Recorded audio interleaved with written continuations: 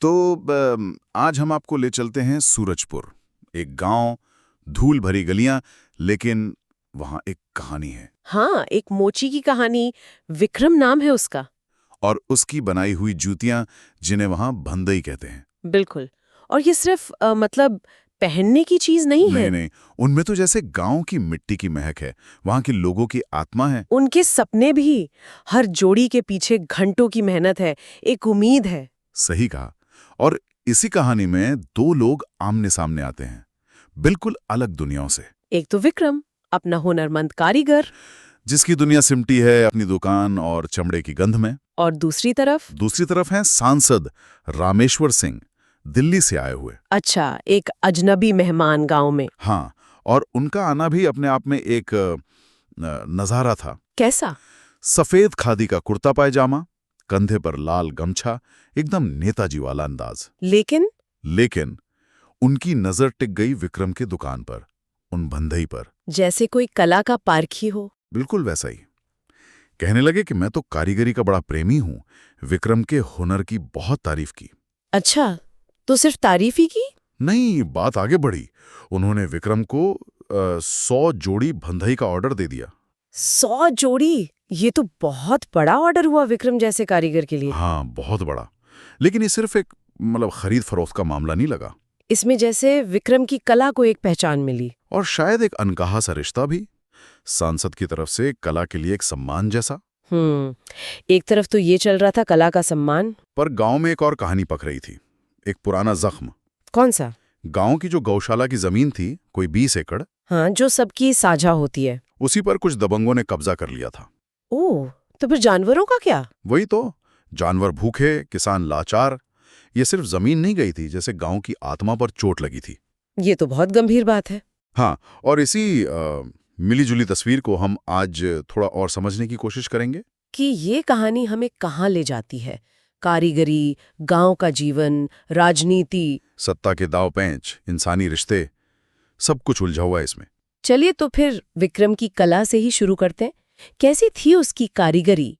अरे, कहते हैं उसके हाथों में जादू था। वो चमड़े को सिर्फ काटता सीता नहीं था। तो क्या करता था? वो जैसे उसमें जान डाल देता था, गांव की रूह भर देता था। अच्छा, मतलब उन जूतियों को पहनना सिर्फ आराम नहीं था। नहीं, वो अपनी जड़ों से, अपनी मिट्टी से जुड़ने जैसा था। एक पहचान थी उनमें। ये पहचान वाली बात बहुत जरूरी है।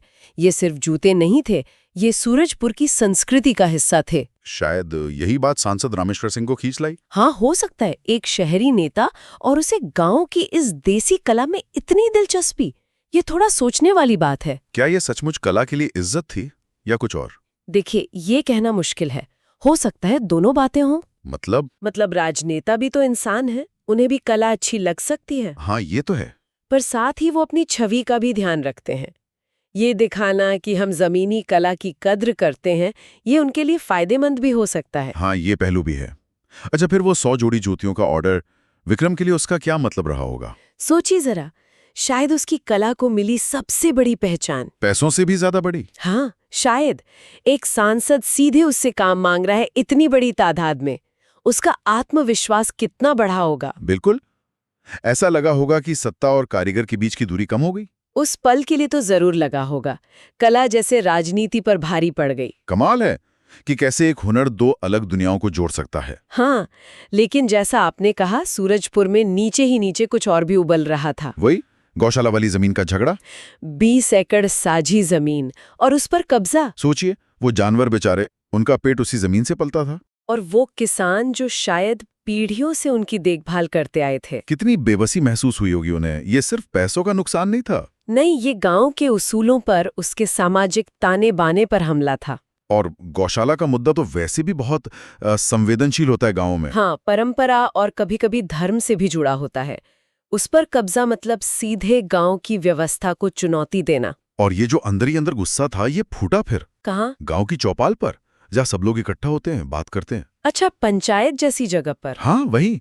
माहौल पहले से गर्म था और तभी एक लड़का खड़ा हुआ, सुरेंद्र नाम का। सुरेंद्र कौन था ये? जिक्र है कि वो किसी विवादित सेना से लौटा था, शायद थोड़ा गर्म मिजाज का। अच्छा, तो उसने क्या किया? उसने सीधा विक्रम पे निशाना साधा, बहुत तीखी बात कही। क्या कहा उसने? उसने विक्रम के काम को ही उसके खिलाफ इस्तेमाल किया, बोला, विक्रम भाई, हम मरे चमड़े से कला बनाते हैं, तुमने तो जिंदा गायों की जमीन ही निगल ली। अरे, ये तो बहुत बुरा इल्जाम है, सीधा चरित्र पर हमला। हाँ, और बस ये सुनते ही जैसे आग लग गई। जो तनाव दबा हुआ था हाँ। वो फट पड़ा। पुराने झगड़े, जमीन की कड़वाहट सब बाहर आ गए। बहस, गाली गलौज। और फिर पत्थर चलने लगे, लाठियां निकल आईं, चौपाल जंग का मैदान बन गई। उफ, अक्सर ऐसा ही होता है, किसी एक को निशाना बनाकर सारा गुस्सा निकाल दिया जाता है। विक्रम को जैसे बलि का बकरा बना दिया गया। बिल्कुल।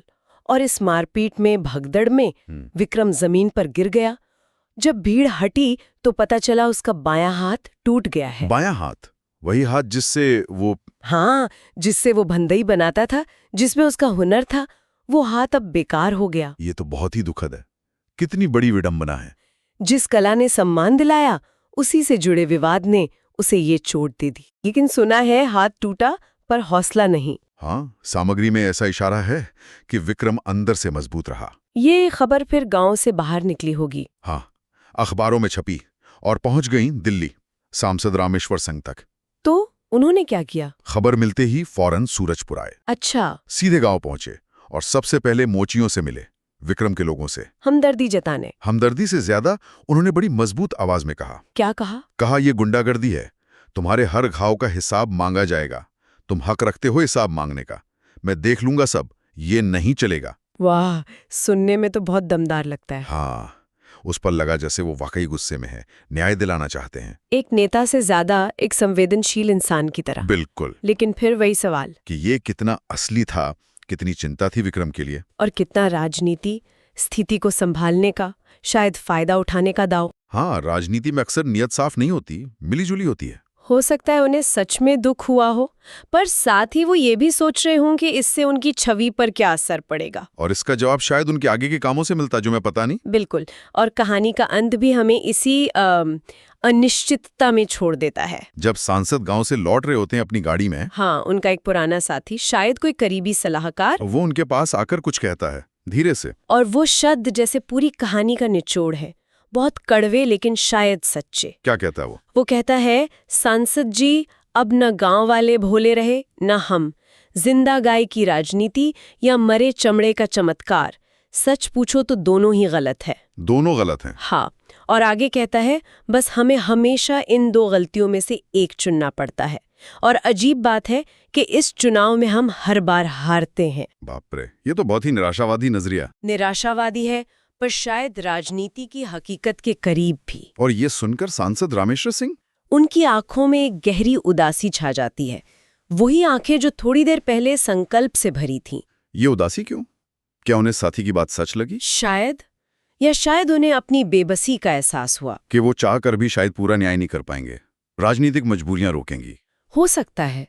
शायद ये एहसास कि अच्छे इरादे भी सिस्टम से टकराकर टूट जाते हैं। या फिर वो जो विक्रम की कला के लिए उनका शुरू का लगाव था। हाँ, उस लगाव और अब सामने खड़ी राजनीति की सच्चाई के बीच का जो फासला था, शायद उसकी उदासी थी। तो आखिर में विक्रम का वो टूटा हुआ हाथ, वो सिर्फ एक चोट नहीं रह जाता, वो प्रतीक बन जाता है उस अधूरे रिश्ते का जो शायद बन सकता था, उस सम्मान का जो शायद पूरा नहीं मिल पाया, कला और राजनीति के बीच की खाई का भी प्रतीक। हाँ, और शायद एक टूटी हुई उम्मीद का भी। तो ये कहानी हमें बहुत कुछ दिखाती है, कैसे एक कारीगर का हुनर भी बड़े सामाजिक राजनीतिक झगड़ों में पिस सकता है, कैसे नेक इरादे भी धुंधले पड़ सकते हैं, और कैसे चुनाव अक्सर सही गलत के बीच नहीं बल्कि कम गलत और ज्यादा गलत के बीच होता है। ये नैतिक दुविधाएं भी सामने लाती है। बिल्कुल।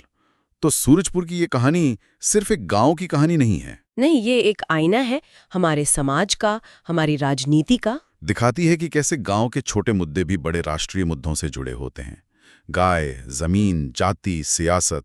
नेताओं के वादों और असलियत के बीच का फर्क भी नजर आता है। पर साथ ही ये कला की ताकत और इंसान के जज्बे की भी कहानी है। हाँ, विक्रम का हाथ टूटा पर हौसला नहीं, उसकी कला उसकी पहचान रही। शायद यही जीत है, भले ही अधूरी सी लगे। तो आखिर में एक सवाल रह जाता है मन में। क्या? जब कला और राजनीति ऐसे टकराते हैं, जब एक तरफ हुनर का सम्मान है, दूसरी तरफ सत्ता का खेल, तो क्या ईमानदारी की, सच्चे जुड़ाव की कोई जगह बचती है? या फिर जैसा उस साथी ने कहा, हर चुनाव बस दो गलतियों के बीच का एक समझौता है। रामेश्वर सिंह की आंखों की वो उदासी और विक्रम की कला के लिए उनकी वो पहली प्रशंसा, उन दोनों के बीच का जो तनाव है, जो अनसुलझा रह गया, शायद वही हमें सबसे ज्यादा सोचने पर मजबूर करता है।